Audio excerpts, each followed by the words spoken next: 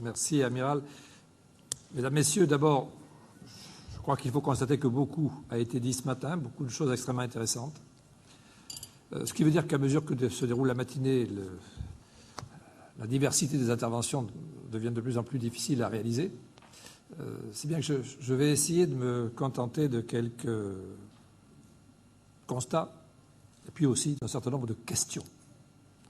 Tout d'abord, je voudrais vous dire combien je suis sensible à la démarche qui a été lancée par le gouvernement marocain et qui nous réunit aujourd'hui. Et plus particulièrement, je voudrais remercier très sincèrement de son invitation mon ami M. Ahmed Alami, au commissaire au plan du Royaume du Maroc, qui a eu l'idée de nous faire réfléchir ensemble à la question de la pertinence de l'espace atlantique et d'y associer la France. Pour la France, plutôt, le Maroc est un allié privilégié, très important, un point de stabilité et de modération en Afrique qui nous rassure dans le monde très inquiétant qui nous entoure.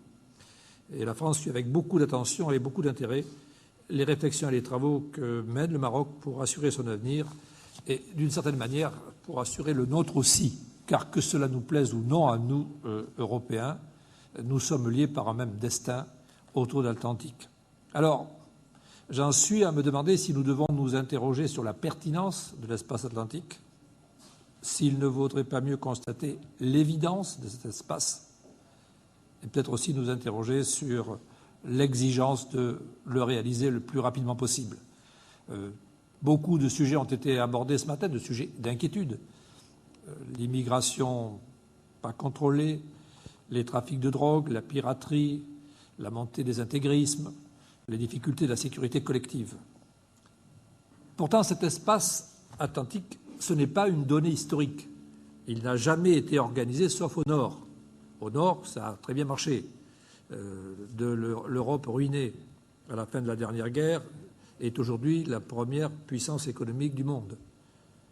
L'organisation qui a été mise en place ne s'est pas faite du jour au lendemain. Elle ne s'est pas faite facilement.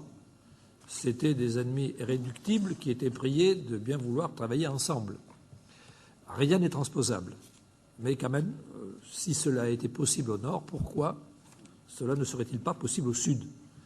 Ce qui est certain, c'est qu'on peut aider les différentes unités régionales à avancer dans le domaine de la coopération, dont chacun sait bien qu'il est indispensable. Mais nous ne pouvons que donner des conseils. Alors, est-ce que nous allons réussir à créer cet espace atlantique? Ce n'est pas facile, c'est évident. Et peut-être l'époque est-elle exceptionnellement favorable pour y parvenir. Cela a été dit à plusieurs reprises ce matin. Nous sommes à un moment de l'histoire où il est nécessaire de réinventer le monde, comme il a fallu le faire après la Deuxième Guerre mondiale. Il s'est passé beaucoup de choses en 60 ans. Et puis pour finir, il se passe cette crise économique, la plus grave qu'ait connue le monde depuis 80 ans. N'oublions pas les leçons de l'histoire moderne et contemporaine. En général, les crises se terminaient par des guerres. Tout sortait un monde nouveau après des massacres et des destructions tragiques. Espérons que nous n'en sommes plus là. J'ai entendu tous les orateurs dire nous n'en sommes plus là. Je l'espère vivement, moi aussi. Mais dans le fond, personne n'en sait rien. Nous nous trouvons devant une rupture, certainement. Les certitudes, les positions acquises, les modèles de pensée, tout cela s'est envolé. Et je ne pense pas que l'on puisse, et surtout je ne pense pas que l'on doive, une fois la crise terminée, replâtrer. Se contenter d'un simple replâtrage du passé. Ce n'est pas possible et ce n'est pas souhaitable. Ce serait une erreur historique majeure. Ce serait prendre d'énormes risques, les mêmes causes produisant en général les mêmes effets. Il faut reconstruire les relations internationales sur des bases nouvelles, en tenant compte des réalités nouvelles, en mettant en place tous les mécanismes qui peuvent garantir la paix et la prospérité du monde. Le président Sarkozy, qui réunit ses principaux collaborateurs tous les matins à 8h30, nous dit à peu près tous les matins la leçon qui mène sa politique. Réalisme, volontarisme, pragmatisme et respect des valeurs qui sont les nôtres. Je crois qu'on ne pourra pas parler d'espace, de création, quelque chose de nouveau, si nous n'avons pas à la base un certain nombre de valeurs de ce type-là, de sagesse et aussi de bon sens. Alors, est-ce qu'on peut rester à la situation passée, c'est-à-dire tenir à l'écart l'Afrique, deuxième continent le plus peuplé du monde, qui regroupe près d'1 milliard d'habitants, dont la population qui a doublé en 30 ans est la plus jeune du monde? Comment peut-on laisser à l'écart l'Amérique du Sud, où la démocratie s'est imposée, qui s'est prodigieusement développée en un quart de siècle, qui compte avec le Brésil et l'Argentine, deux des grandes puissances de demain? Ignorer les deux rives de l'Atlantique Sud n'aurait pas de sens. C'est notamment ce raisonnement qui a conduit M. Sarkozy à exiger l'année dernière que le G8, qui réunissait depuis 30 ans les pays les plus développés de la planète, soit recomposé pour que l'Afrique, avec l'Égypte et l'Afrique du Sud, l'Amérique du Sud, avec le Brésil et l'Argentine, y soient représentés. M. Sarkozy nous a dit à plusieurs reprises, si on n'étend pas le G8, je n'irai plus, parce que ce n'est pas raisonnable de parler des problèmes du monde en laissant de côté les deux continents, l'Asie bien entendu, mais les deux continents que sont l'Afrique et l'Amérique du Sud. C'est ainsi que sont nés le G13 puis le G20. Alors quand on veut parler de notre avenir et de cet espace atlantique, je crois qu'il faut le faire, bien entendu, avec toute l'espérance que l'on peut porter, mais il faut le faire aussi avec réalisme.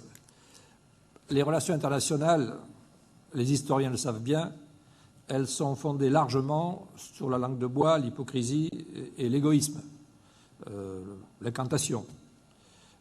C'est particulièrement vrai depuis des décennies pour tout ce qui concerne l'aide au développement et la lutte contre la pauvreté.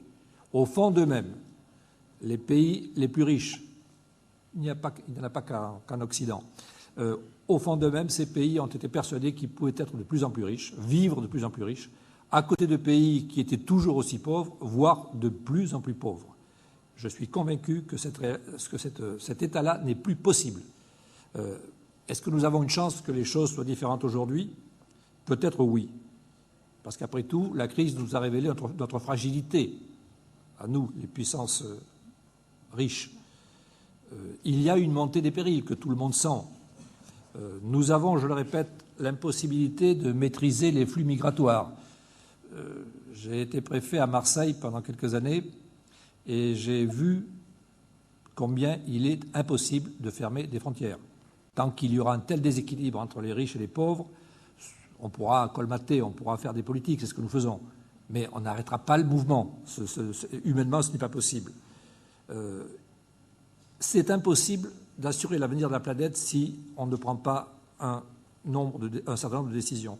Là aussi, je crois qu'il faut être réaliste et honnête. Jusqu'ici, l'écologie, c'est largement un luxe de pays riches. C'est plus facile à un pays développé de faire des efforts, c'est ce que fait la France, c'est ce que fait l'Europe, c'est ce qu'on voudrait que fassent toutes les puissances industrielles. C'est très difficile de demander à un pays qui est très pauvre d'appliquer, ça a été dit ce matin à plusieurs reprises, d'appliquer des normes qui vont gêner son développement. Il faut qu'on y arrive pourtant. Mais les puissances les plus riches doivent prendre conscience de cette nécessité d'aider les pays pauvres, sauf à laisser à nos enfants une planète dans un état épouvantable. Alors, cet espace atlantique, qu'est-ce qu'on peut en faire? En 1985 a été publié un ouvrage qui s'intitulait « L'avenir du monde ». Et cet ouvrage était consacré à l'océan Pacifique. Quand vous disiez, amiral, que le centre du monde allait peut-être vers l'océan Pacifique, je me demande s'il n'y est pas déjà arrivé. En tout cas, cet ouvrage annonçait la fin du monde atlantique. Encore ne s'agissait-il que du Nord. On ne parlait même pas du Sud. Nous avons constaté depuis 25 ans qu'effectivement, il y avait un déplacement vers l'Est et que l'équilibre du monde était réellement modifié. Alors, est-ce que nous sommes capables de rétablir un équilibre qui serait plus favorable à l'Atlantique? Il faut que nous essayions de le faire. Évidemment en resserrant nos coopérations.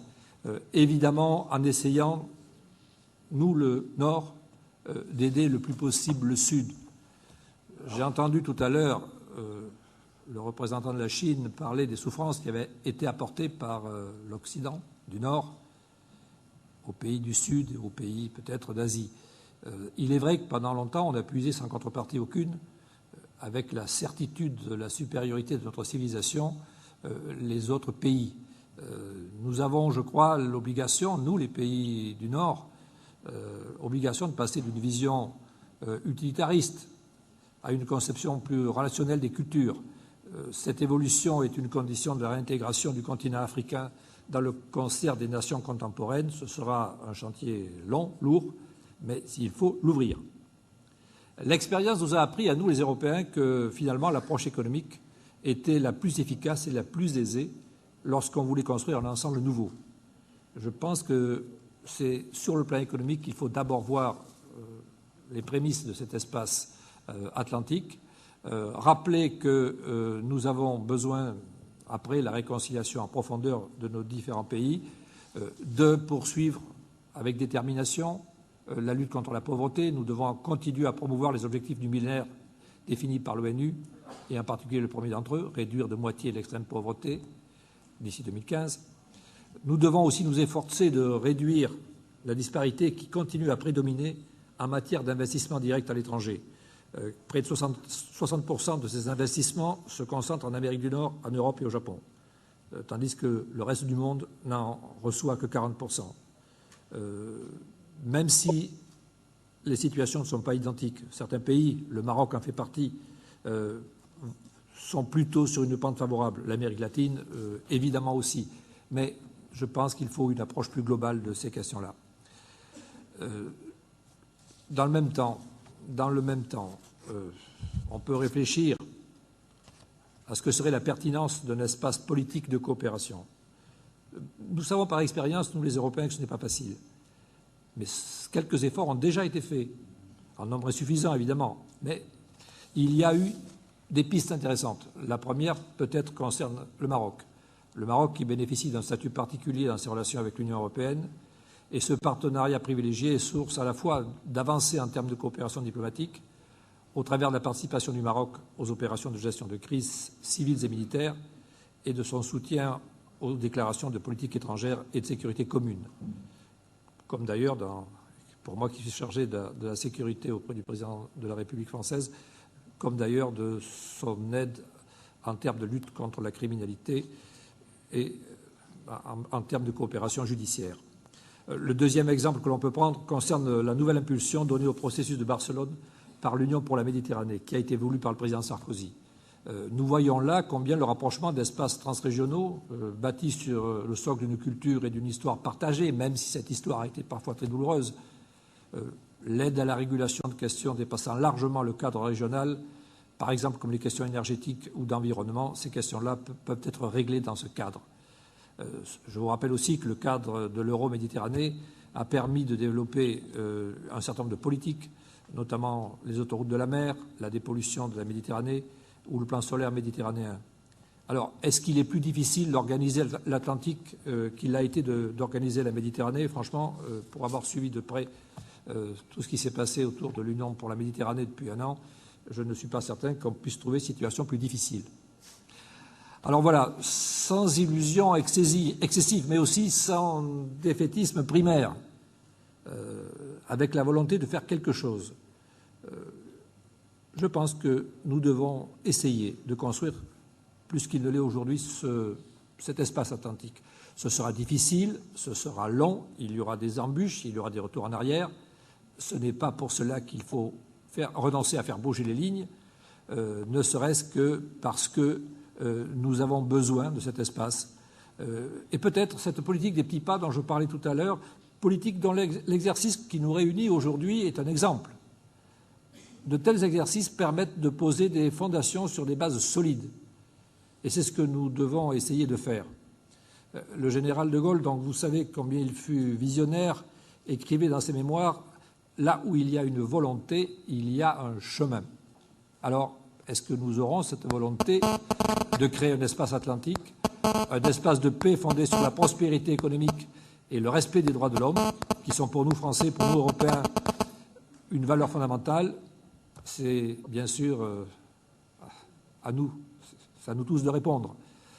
En tout cas, ce qui est certain, c'est que si nous le voulons, il se passera des choses. Et ce que je peux vous dire aussi, en vous apportant le salut de M. Sarkozy, c'est que la France sera présente à ce rendez-vous de l'histoire, parce que je pense qu'il s'agit d'un rendez-vous que nous avons avec l'histoire, tous, nous, les riverains de l'Atlantique. Merci.